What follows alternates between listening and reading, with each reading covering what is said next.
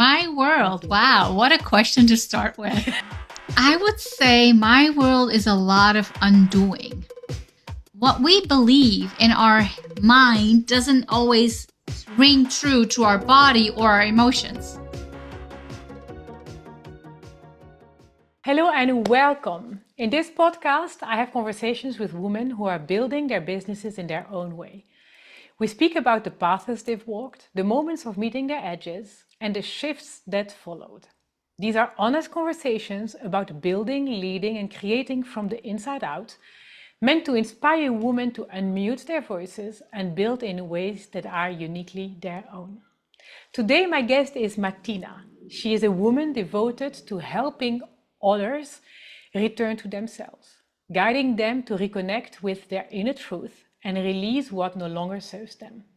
Her presence is rooted in emotional depth, spiritual awareness, and a deep commitment to supporting women in living with clarity, alignment, and sovereignty. Welcome, Martina. It's an honor to have you here today. I'm really looking forward to hear from you. So, I'm gonna zip it for a little bit and I'm going to ask you to bring us into your world. Please tell me in your own words, who are you? Oh my goodness. Thank you so much, Ghislaine, for having me. This is such an honor on my end as well. I've known you for a bit now, and it's always the joyful, bubbly energy that you bring. And this conversation is not going to be any different than that. So I'm excited for this conversation. So thank you for having me. My world. Wow. What a question to start with. Really? I would say my world is a lot of undoing. Oh, that's very interesting. I love that. Yeah. Like, I was given this magic box when I was younger. Mm-hmm. And I was told this magic box has everything you would ever desire in this world. As long as you have a good education, you have a good relationship with family members, great friends, then you build your career, you find your partner, you have children, you have a home, you have cars, you go on vacations, and that's it. That's all that you could ever desire of life. Mm-hmm. And that's all in this magic box. So nothing outside of this magic box is ever what you would want to put your energy in. This is all you need to do and have to feel complete, to feel happy, to feel joy. Yeah. And as I looked at this magic box, and I wasn't happy with my marriage. I wasn't happy with myself. I wasn't happy with necessarily the way of life that I was living. Yeah. I had a good career. I had great relationship with my friends. I had great relationship with my family. Yet at the same time, it felt like this magic box is not really magical because it doesn't feel full. Mm-hmm. Yeah. So the undoing became the undoing of my marriage, the undoing of living a life for others as I was trained to do as a South Asian woman, the undoing of not knowing who I am by myself, the undoing of learning how to teach my children, parent my children in a different way than that I had seen for myself. Yeah. So who is Matina now? Matina is the one who is like, every day is a new day. Let's explore, let's play, let's have fun. Oh, that's amazing. And not be so rigid. And so is your world now, who is Martina outside of the box? Can I say it like this? Or do you have a different way of looking at the box, maybe? I think I completely reshaped the box. It's not a box anymore. You added glitters and you added humor and you added new conversations, new way of doing. I love it. Yeah. Yeah, it's not a box anymore. It becomes this, ooh, that's interesting. The thought that came through, it's a volcano. It's bursting always. It's always ready to be showing its power to the world, but it's also very content being by itself. So I'm very content being by myself. And then when I need to burst out and show my power, I can gradually, wholeheartedly, with love, do that. I absolutely love that you give this imagery of a box, because this podcast is part of my I'm going to call it an ideology, which is living unmuted. I'm really on a mission to unmute women's voices, and I'm starting with women because I know us and I know how that worked for me, and that's the easiest and what's most close to my heart. I'll help unmute men a little bit later in the journey. But it gives really this beautiful image of how you supported yourself in unmuting your voice, unmuting your life, unmuting your body, your spirit, your relationships, your friendships, your work. So I really love that you share this, because unmuting is for us all different. And by sharing your story, you're inspiring other women to unmute. So thank you. And Thank you. what I would like to know, you have your own business, you're an entrepreneur. And so what is it that you do? How did you start? How did that come to be? Was that intertwined with, I heard you sharing that you left your marriage? Was that something that's so just take us deeper? Oh I my want to know goodness. everything, all the little dirty secrets as well. Tell me. Nobody's listening. Okay, I don't think I've ever shared this on any podcast, but this is what's coming up. So I'm going to share it from that angle. Perfect. I actually vowed to never, ever have my own business because my dad was having his own restaurant and I was always working. We had no time for nothing. It was always like work oriented. So that was my idea as to, no, I will have a 9 to 5. I will do as much as I need to in that time. And I will end that day with all the work leaving there at the desk, go have fun with my family, do other stuff. Yeah. But this innate calling was calling me to undo my vow. Yeah. And to listen into and tune into me. So after my marriage ended, what really became a big question is, why am I still so unhappy? Mm-hmm. Because I'm safe. My children are safe. I'm living the life in the way that I want to. Nobody to tell me who to be, how to be, and everything like that. So why am I unhappy? And did I truly make the right choice of leaving him? Because if I'm still unhappy now and I was unhappy then what's the difference? And that question was my savior, as uncomfortable as that question was, because it allowed me to get into the personal development world. So Tony Robbins was something, the way that he spoke, the way that he explained things, it just spoke to my heart. Yeah. So I dived into the Tony world, and I've been in the Tony world for a long time now. And at that time, I think it must be like 3 or 4 years in after my divorce. I started doing the course from Dean Graziosi and Tony Robbins called The Knowledge Broker. Mm-hmm. And it was the very first time they were offering it. It was the very first group. It was all exciting. And I'm like, you know what? I'm going to do it. I'm going to become an entrepreneur. I'm going to help others find themselves after divorce, because that's what I've been working towards for the last 4 or 5 years. Mm-hmm. And that was the intention. That's how I started. And that's when I undo the vow of never an entrepreneur. And I'm like, no, I am. I know I am. I am a creator. And I love to show what comes through me so beautifully. Mm-hmm. So now imagine this, Ghislaine. Someone who never wanted to have her own business. Yeah. Starting her own business. Yeah. Being a single mom of 3 children. Still working a full-time job. And ready and determined to help women heal after the divorce. Yeah. And I had amazing clients. I had amazing group of people that I had built and I had served in that capacity. But what never stopped throughout this whole journey, and I'm so glad I never stopped it, is my personal self-development.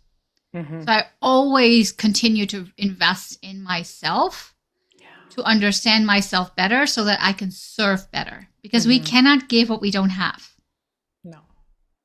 No, that's so true.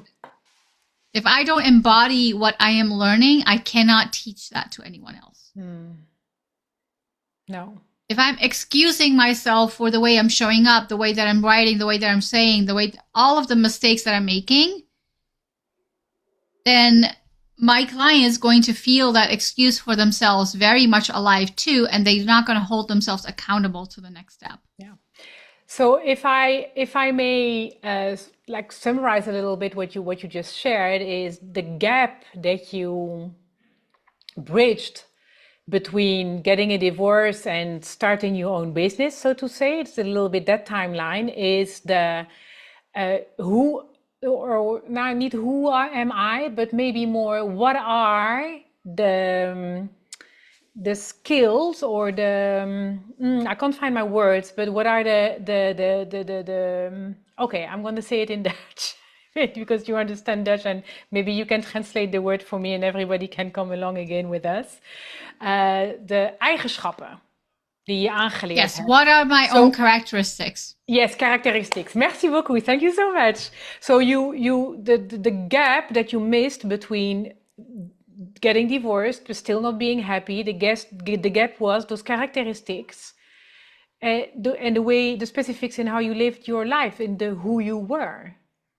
It was more than that, though. It was like, I actually asked myself, who is Martina? If I'm not the wife, if I'm not the sister, if I'm not the daughter, if I'm not the mother, who is Martina? And I truly could not answer it.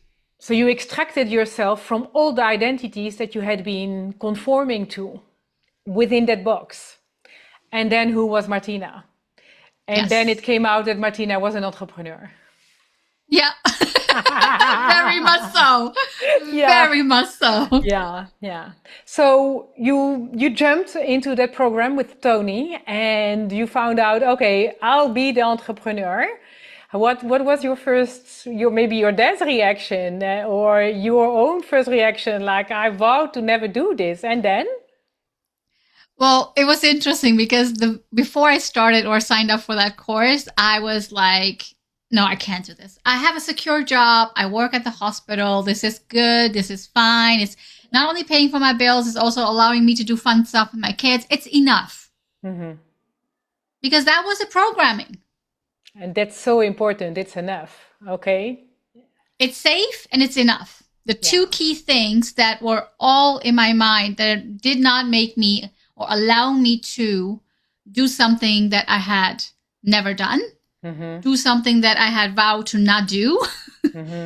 So once I sat with that, the thought process that I led myself through is like, why do I want to do this? And the why became very clear because it was in service of other women who suffer, who get lost in the blame game, and who lose themselves continuously, years, decades after, because they are lost in that question as to, why did this happen to me? How could they do this to me? But it's not looking inside of us, like what in me allowed it. No, and it's a very interesting conversation that we could be having on very different subjects. But I guess what is happening is you really gather the courage to leave your marriage, to leave the person that you are, like you are sharing, to leave everything behind and to step into the unknown.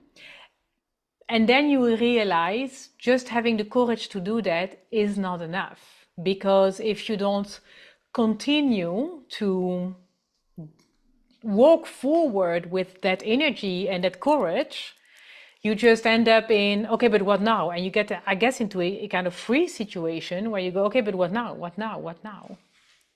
Yeah. It's a freeze situation, but it's also the situation where you are blaming yourself. Blame happens very easily towards the other person, but also towards yourself. Why did I have this? Why did I do this for so many years? Why this? Why that? But the question why is the wrong question. The question really is like, what do I have in my power right now that I can make a change or shift into. Exactly. What came into my mind is what now? Yeah. Exactly. Yeah. And that question was because I had the courage to really sit with my grief, because I had the courage to sit in that darkness and feel into the discomfort that I was feeling, still in this new house, in this new way of living and being. It allowed me to ask a better quality question that Tony always refers to. Like, your life is the amount of quality questions you ask. Yeah. So I asked myself a better question, and it led me to the journey of self-discovery. It led me to the journey as, what does Martina like? What doesn't Martina like? What is a yes for me? What's a no for me? Yes. How easy is it to say no? Mm-hmm. And how difficult is it to say no? Yes. Yes. Yeah. Yeah. And mind you, like, when we go through this journey of entrepreneurship, we are going to be facing with all our fears, with all our own judgments, with all of our own shortcomings, with all of our own ways of polishing ourselves. Like, AI is very big right now. People want to have the perfect email, the perfect outreach, the perfect this, the perfect that. Whereas humans really seek a human connection. Mm-hmm. They really want to see your vulnerability. They really want to see who you are, how you live. Mm-hmm. Now, even in that, Ghislaine, I always made a conscious choice not to showcase my day-to-day life. Because I find, even if I am saying yes to service and being of service to anyone, it does not allow you to have an open window into my home. Mm-hmm. Yeah. Because what is in my home is very sacred. The way that I live my life with my children is very sacred. Yes. I can explain a few things. I can share about it on my podcast, on wherever else have you. But I'm going to share it in a way that I actually have gone through it. Sometimes I've shared it while I was in it, but mostly after I have gone through it. Mm-hmm.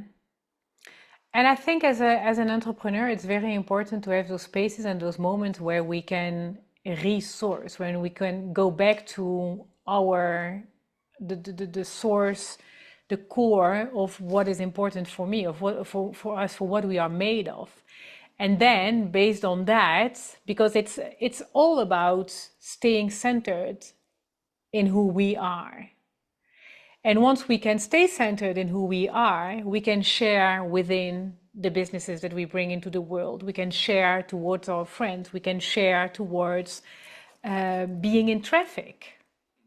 It doesn't have to be only the big things. It can also be the small things. So I completely understand you choosing not to share everything, because I also don't believe, well, it's my personal opinion. I don't believe that's the way to show who we are. Mm-hmm. Showing everything is not showing who we are. Yeah. Mm-hmm. No. And what I find, to that point, what you just said, is there's so many facets of us. Mm-hmm. The way that I am with my best friend versus the way that I am with my client versus the way that I am as a mother, versus the way that I am as a sister, all of them are very different. Yeah.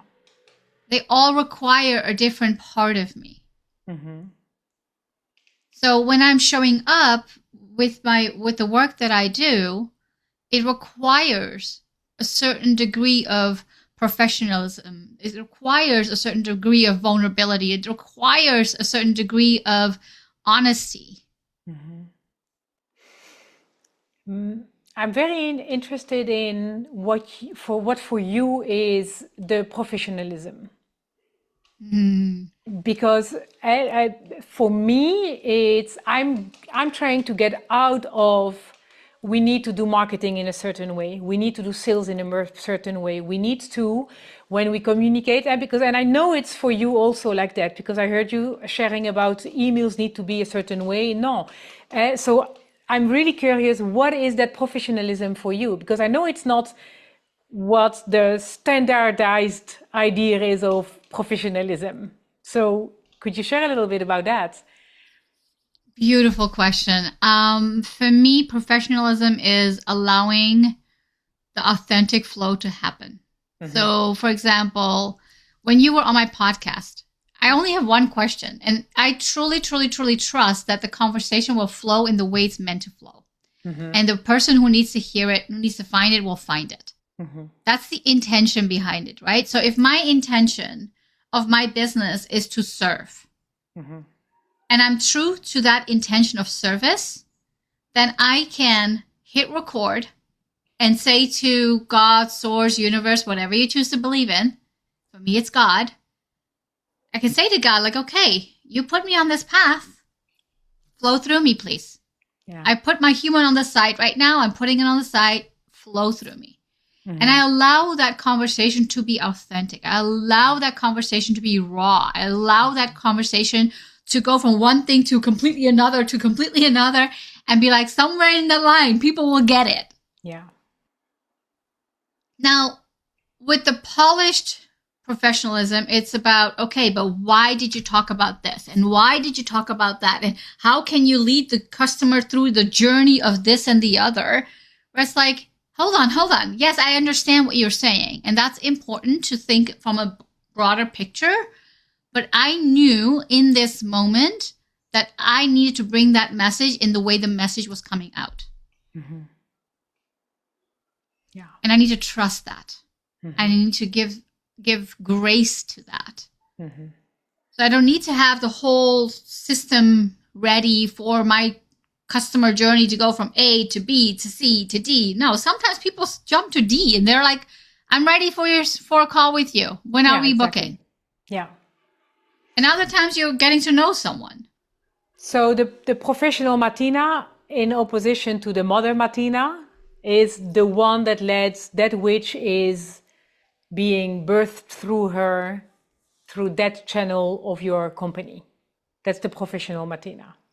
It's the intention that I have with the business, yes. Yeah. Because my intention with my children is to lead them to become their own authentic selves. Exactly. It's not to be a mom who's like, my kids need to follow A, B, and C because I said so. No. Yeah. This is not my life is my life. Yeah. Their lives is their lives. So my intention with my kids is completely different. My intention with my friends is completely different. So what is the intention behind it? And the more that we can bring that intention on the foreground and really be clear and stating it over and over again, the more and pure that energy becomes. Ghislaine, I never imagined to have my own business. I never imagined to go from divorce coaching to do energy healing. I never imagined to go from energy healing to do way more modalities than I ever can even count, because that's what's coming through. But that's the game of it. When we surrender, when we are allowing the hardships to be the hardships, the flow to be the flow, it becomes a game where sometimes we win and sometimes we lose. And I think the biggest lesson that I have learned so far in my entrepreneurship is losing is redirection, not failure. It's also allowing to be moved instead of having a goal in mind and hyper focusing on that goal. It's allowing yourself to be moved in the direction, just like you were when you vowed to never have your own business, to becoming an entrepreneur and supporting divorced moms. Yeah. And that, even though my intention at the beginning was divorced moms, my clientele is completely different now. Yeah, so take us through that journey, because you did that course, just like a little bit in the timeline. You did a course with Tony and his friend, and then you became an entrepreneur. And what happened? Yes. So, what did you do? What was the first thing you did? The first thing, it was like all about divorce coaching. It was all about service. I recorded my online program. I had everything set. Like, everyone can just go and do the course and they'll be happy and healed. Right? Right? Take the course and be happy and healed. Yeah. Yeah. We all been there, done that. I'm like so laughing together with you. Yeah. But what we forget is people connect with people. They can receive all the information from a course, but they still want and desire a human connection. So what was happening spontaneously as I was doing my divorce coaching was I was still very curious as to what my life would look like and how I wanted my life to look like. So I did this course on Mind Valley called Lifebook. And in there, they talk about the 12 categories of life and you go through them. You identify with your mental mind exactly how you want your life to look like and be and all of those things. At that time, I didn't realize that we don't only have 2 bodies, we actually have 4. We have our physical body that we are looking at. We have our mental body, the way we think and the way we act. We have our emotional body, the way we feel, and then our spiritual body. Yeah. So one of the categories was spirituality.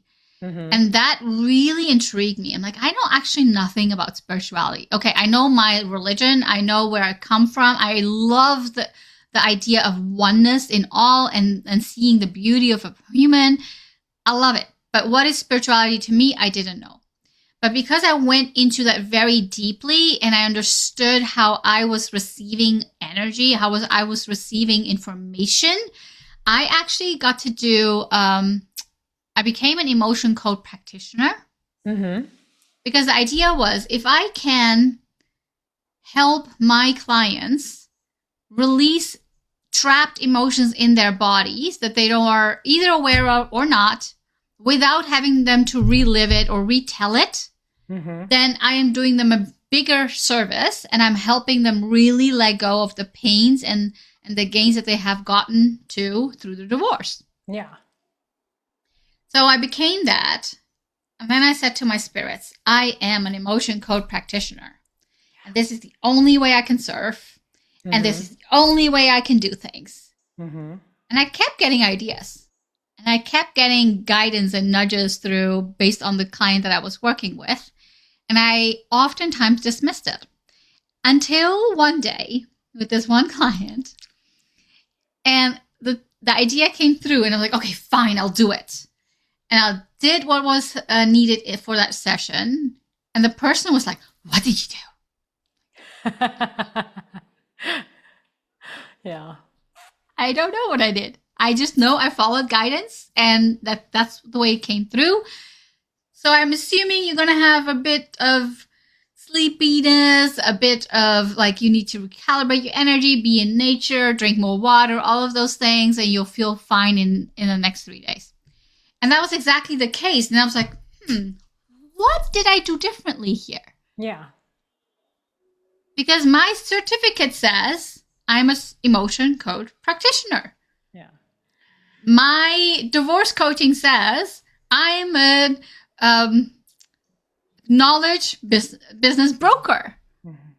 Those are my certificates. So if that's not fitting under those 2 certificates, then what is this? And I had to learn to let go of this idea that I needed to know. Well, and also that, we live in a world where everything needs to be categorized. If you don't belong here, you belong. If you don't belong here or here or here or here, then you're lost. You need therapy. And woo is okay, but if you're a little bit woo-woo, then also you don't fit into the category and we need to, do something about you. Which is really interesting because most people that I know are multi-talented. But because we live in a world where we feel we have to restrict ourselves, we store the emotions in the body and we become sick. So I love that you just experienced for yourself the nudges of, something happening and you finally give in. Yeah. And that was exactly the moment where I'm like, okay, it doesn't fit a box.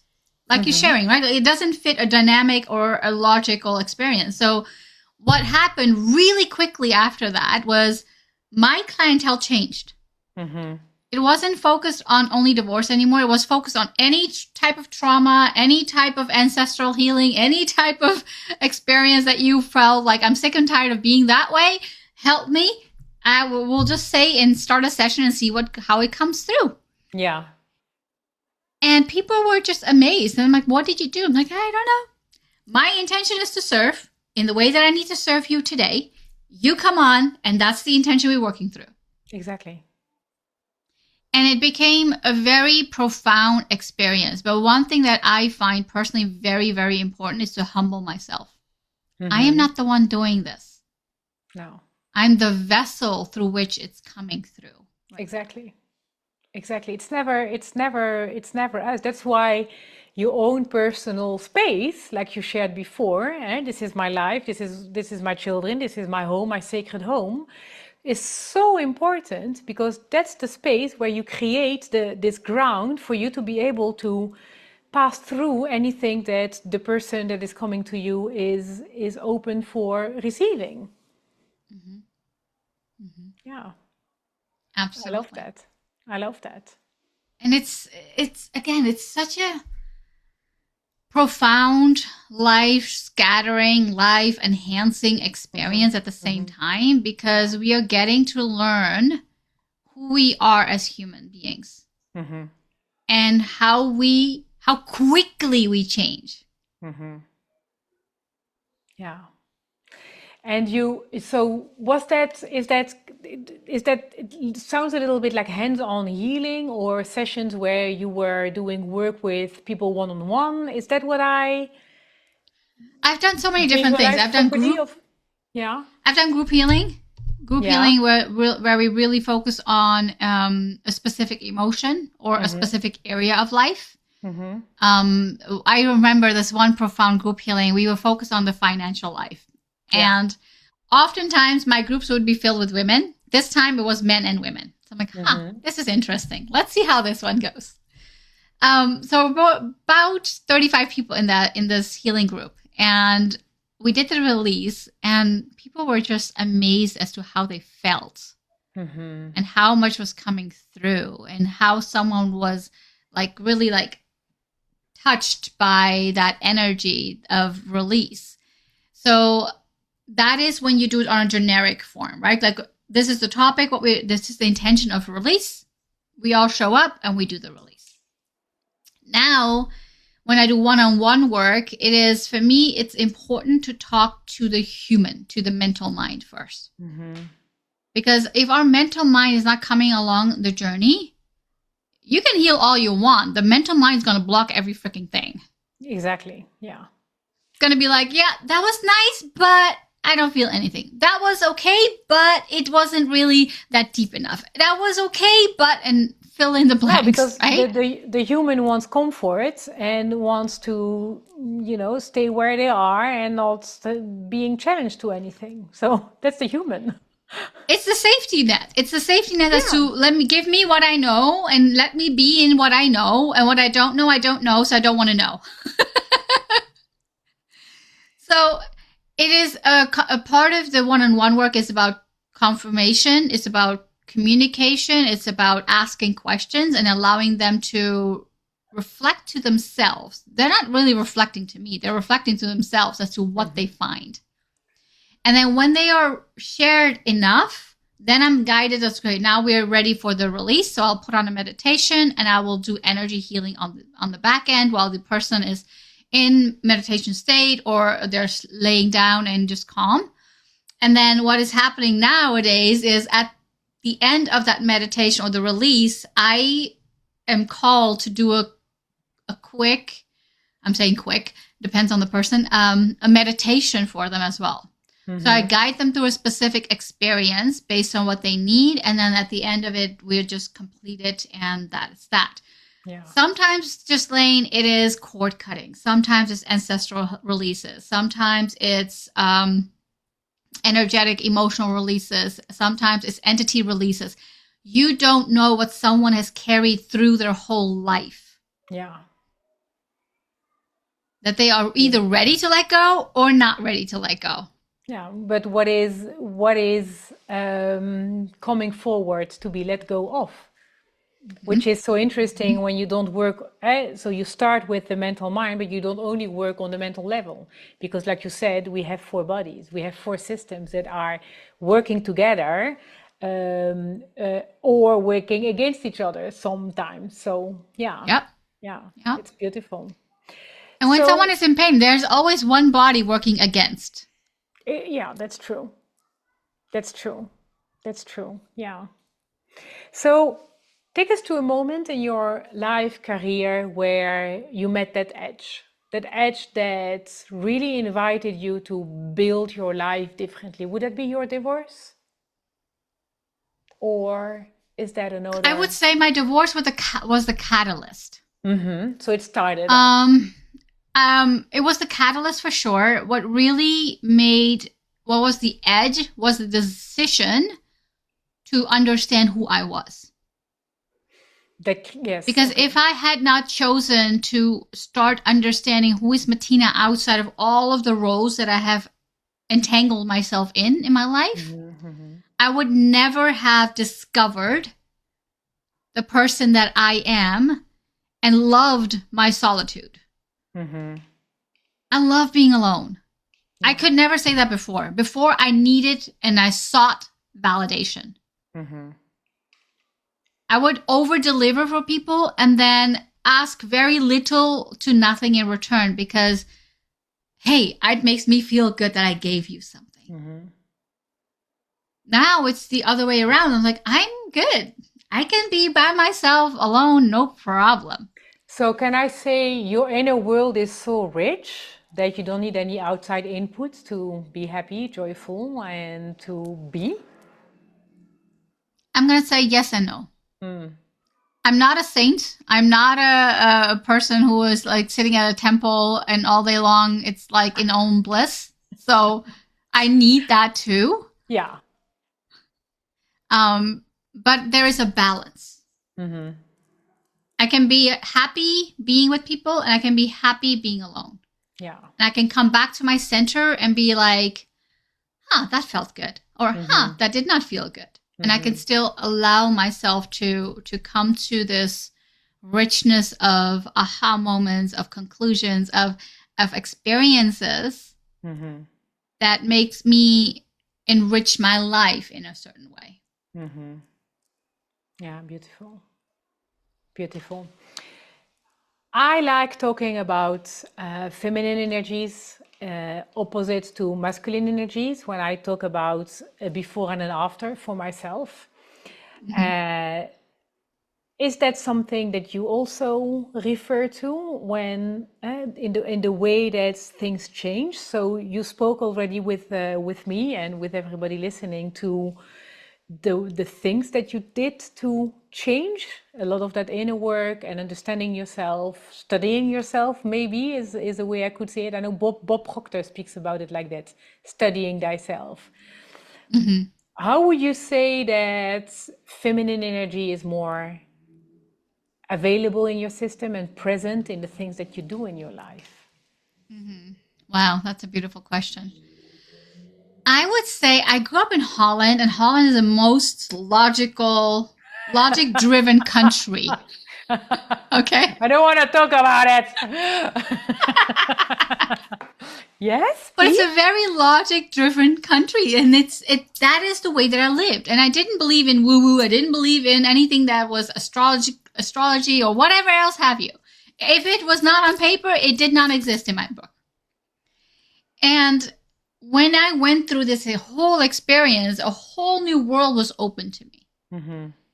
And it became like, it was just like everywhere. There's so much to see and feel and experience. And it didn't make sense. It wasn't logical. And when I started working with Emily, and I know you know Emily as well, the angel coach, it became all about understanding my feminine. It became understanding about how does my body feel? How does it feel for me to actually touch myself everywhere? Right? Like, and really feel it. How does it feel for me to express myself sensually? How does it feel for me to express my needs with a very grounded queen energy and be like, yeah, that's what I want. Yeah. Right? And what I love about the way that Emily works is she touches upon the 7 rays of a woman, the feminine energy, and really takes you and guides you through every single ray to awaken that side of yourself. So what I learned here, and being able to embody them in daily life. Yes. Absolutely. Yeah. So when you are completely disconnected from your feminine, as I was, and fully in your masculine and showing and showcasing and proving how worthy you are, which a lot of women are stuck in that phase of proving.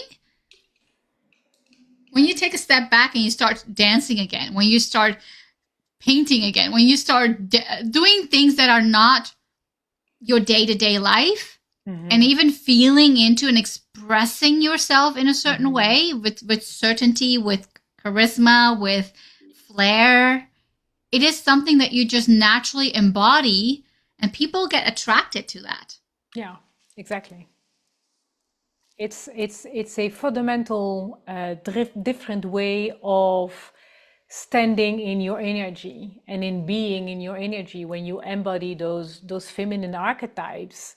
And the false premise is that there are so many women that dress in a feminine way and therefore believe that they are in their feminine energy.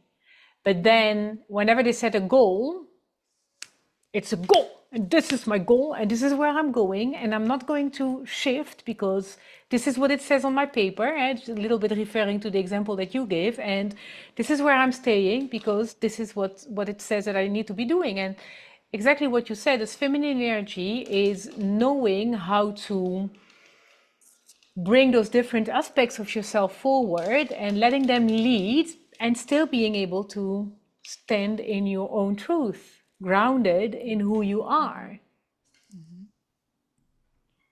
100%. And it's well, what we don't know, right? And I don't fault any women who has been driven by masculine, driven by this idea of proving themselves in a very masculine world. Yet all of them, in their own ways, get this little awakening all the time until we don't listen and we get a big awakening, like I got. Yeah. To really come back home to our essence. Yes. And also bringing forward into the world that there is not only one way of doing things. There is not, coming back to, for example, how we promote our businesses, doing marketing, doing sales. There is not offering a course. There's not one way in how you move forward and in making millions or changing the life of 1 million women because your message spreads like a water ring. When you drop a stone in the water. Yeah. That ring, that's the ripple effect. Starts with that exactly the ripple effect. It's all those little things that will eventually support every woman in connecting back to the essence of who they are. Yeah. And when you say yes to that, there is no going back. No. There is just the discovery of one to another. Like I discovered so much of myself. Yeah. Through doing the feminine work, through doing all of the courses that I've done so far and all of the things that I will continue to do. Yeah. Because the more that I embody it, the easier it is for me to teach it, the easier it is for me to bring other people on that journey and to help them see that what we believe in our mind doesn't always ring true to our body or our emotions. Yeah. And the alignment is so important. Alignment, intention, those are the 2 key things that allows you to truly assess and reassess as to what's my intention here. Yeah. If my intention is to have fun, that's the intention. Perfect. You had fun. Great. Yeah. But if your intention is to achieve something, you're going to bring a different energy into it. Yeah. Yeah, definitely. Can you share your number 1 practice that whenever you get lost in in whatever we tend to get lost to, our fears, our thoughts, our emotions, or a way of doing, a way of thinking. What is your go-to practice to help yourself land back in the sense of who you are in your feminine energy? Oh my goodness, I'm still learning that. There's not one specific thing, I would say. With that said, though, for me, meditation is huge. So when I sit in silence with whatever mantra I'm listening to, that silence becomes so holy, and I can become the person who is witnessing my thoughts. Yeah, exactly. Right? Like seeing the thoughts go by as a cloud almost. Yeah. And being like, oh, I want to hold on to. You can go. No, I don't want to feel that way. Like literally being in that energy as to yes and no, deciding as you are feeling and receiving those guidances and those experiences. Yeah. But what also is very powerful is for me to actually speak it out. I have found when I'm in conversation with a friend and I feel very safe with this person, I will share all of the things that I'm sharing. And as I'm sharing it, I literally am bringing more awareness to myself. And I'm like, oh, I didn't know I thought that way. I didn't know I feel this way. But speaking it out becomes a very key thing. So now I just hit record on my phone and I just start speaking. Because not every time someone's going to be around. And you just want to dump all the thoughts through, let it all out, let it all go, which opens my throat chakra even more and doesn't constrict it again, right? Yeah. So So I hear a combination of witnessing, I hear witnessing, being witnessed by another woman and witnessing yourself. I love that. Which I love it because it's very much alive in my world. I'm launching network circles, and it's here in the Netherlands. I'm starting with the Dutch version, and I definitely want to bring it bigger, and because I believe sisterhood is going to save the world. Yes, sisterhood is going to save the world. How important is it to have those moments where we fully feel safe? Share whatever is present in that moment, and allowing ourselves, which is probably the most difficult part, but allowing ourselves to be witnessed by other women, knowing that they are not judging, because we are not judging. I don't really care what you're doing. I want to hear you. I want to see you. I don't really care what, fucked up thought patterns you have in that moment, because it's you, it's the pure you. And I'm really, really thankful that in that moment you want to share it with me. So I'm loving it that you were bringing that, because that's so important, just being able to witness yourself and witnessing others. So yeah. But I love the fact that you're doing this, because in a world where it's so often masculine driven, not always, but so often masculine driven, there becomes this false notion of competition between women. Yeah. So what you're actually doing is you're taking that out and like, no, we're going to be vulnerable. We're going to have fun. We're going to be ourselves, and we're going to be received as ourselves. Yeah. So kudos to you for doing that. Yes. I'll launch a version in English, and then you'll be there. Yeah. Sure.